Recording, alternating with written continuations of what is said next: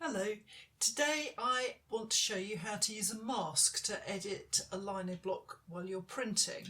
So I have been working on this print with the little birds and the trees, and I decided it would be fun to do a special version for Valentine's Day and get rid of the birds and put in a little flock of hearts. So I have already printed the first layer of this block, so of this print rather, so I've already got my background printed to show you. And then I have my block here for the lino part of the print with the tree and the little birds all in place. Now I don't want to cut the birds away because I want to be able to reuse this block, so I'm going to use a mask. And it's a really simple idea, and I saw this in use first in Japan. I went to visit David Bull and he showed me around his print rooms where they print Japanese woodblock prints, and one of the ladies there was using a mask while she was printing, and it was a really good idea. And if you don't know about David Bull, do look him up on YouTube. There is an amazing variety of films that he's made about Japanese woodblock printing and traditional Japanese print, so do look him up. So I am going to use, for this I'm going to use plastic. I'm going to use Mylar. This is some, I'd rather it were clear, but this is what I had knocking around the studio, and this is just a plastic sheet that I bought ages ago on the internet. So I decided to use that, and I can just see through the plastic sheet to put a guideline so that I can cut around the trees and make a mask for the birds. Now, as I say, this is not ideal because it's opaque, not completely opaque, but it's not as good as a transparent plastic. So if you're doing this, try and find yourself a transparent plastic. And here we go. Here magically is the mask that I cut.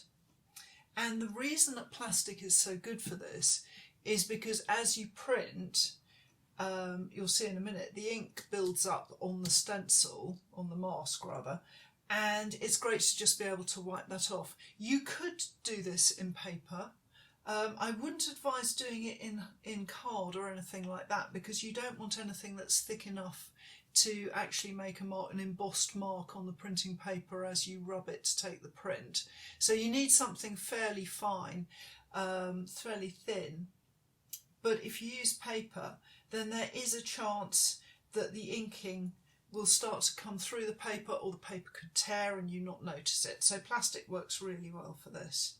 And the other thing that I learned when I was looking at the lady printing in Japan is that the easiest way to work is to make a hinge so that you can flip the mask up and down as you work.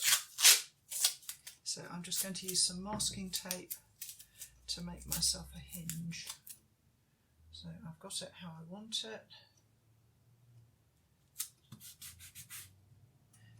And like many good ideas, this is really, really simple when you see it, but unless you sort of thought of it, it might not occur.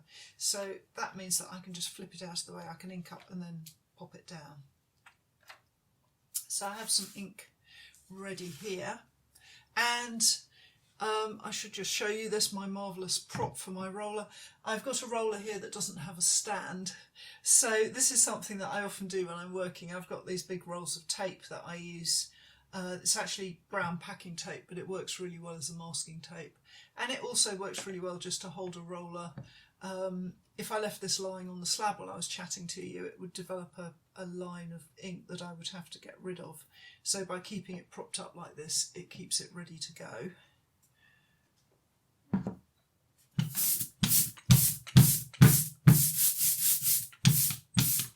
So now I've got my inking up ready, I can ink up my block. So I'm not trying to dodge the birds or anything like that. I'm just inking up as though I were going to print these, the whole thing conventionally, and then when I've done that, let's just pop that out of the way. All I need to do is flip down that mask and then I'm good to go.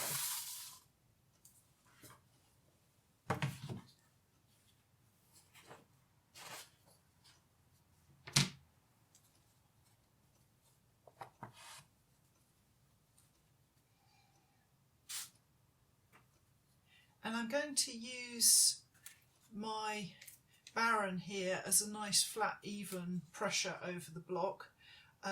This is one that I covered myself quite badly when I was in Japan, but it feels really nice. It's quite sensitive and I can feel what I'm doing and get that pressure right.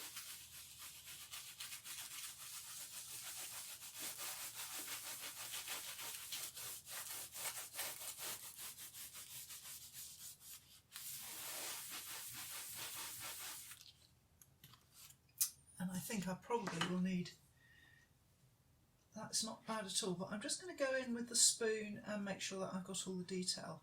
Now when I was first thinking about doing this, I was thinking about combining the hearts with the birds and maybe just dropping in a few hearts, and that would have made for a more complicated mask to cut, but in actual fact I decided against that. I just thought it would get a bit fussy and complicated, so I've got rid of all the birds.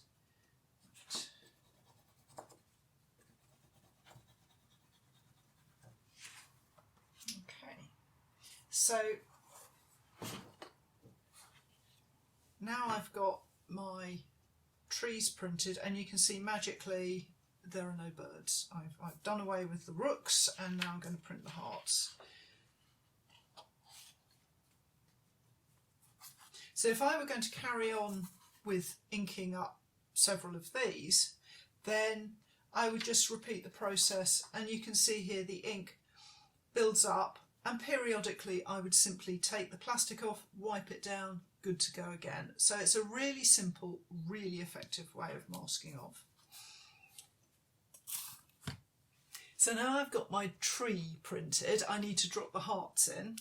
And I have the block here, which has changed a little bit since you saw it last in the last film.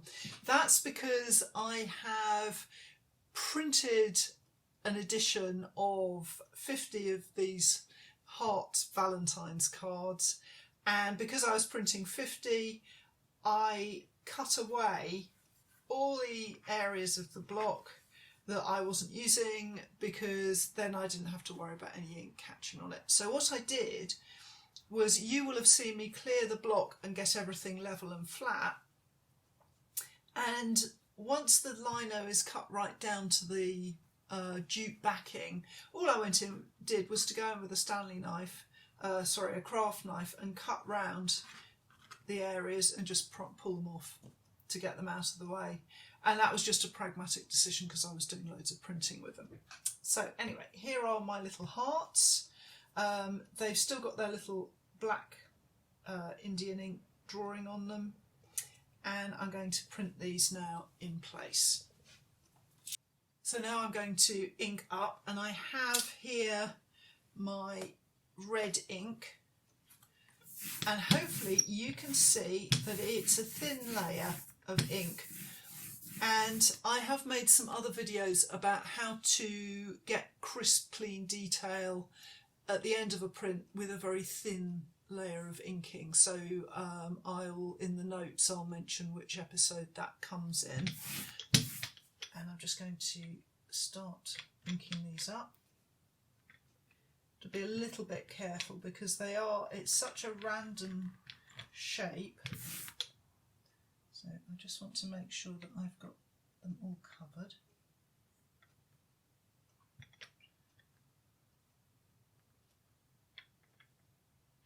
Lovely, okay.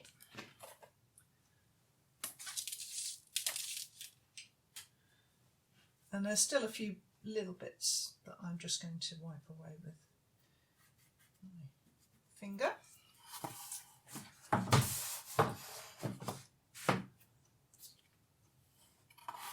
And that block can just go into place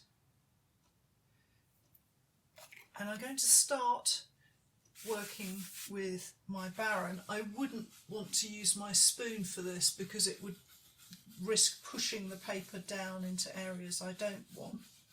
And you probably can see I'm being slow and gentle with this because these are hard little points of lino, these hearts, and they could so easily tear the paper, so you do want to be careful.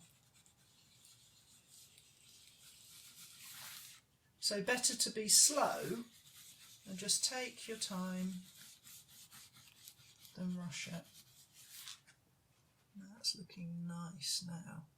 Now, I think in being careful, let me show you, I might just put a little bit more ink on the hearts here because I feel like they're a little bit thin. I'm happy with the rest of it, so I'll just put a little bit more ink on those. And of course, because the block is here and it's convenient, all I need to do is just pop a little bit of ink in there. And to be honest, I find this easier when I'm working on my own prints.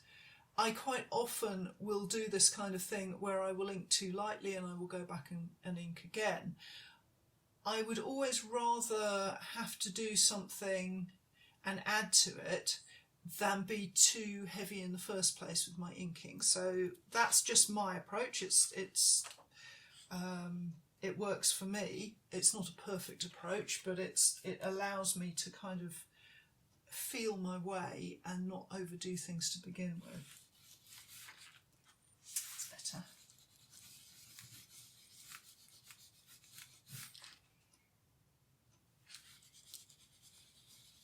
Lovely. So, let me just take that off so we can have a look at it properly.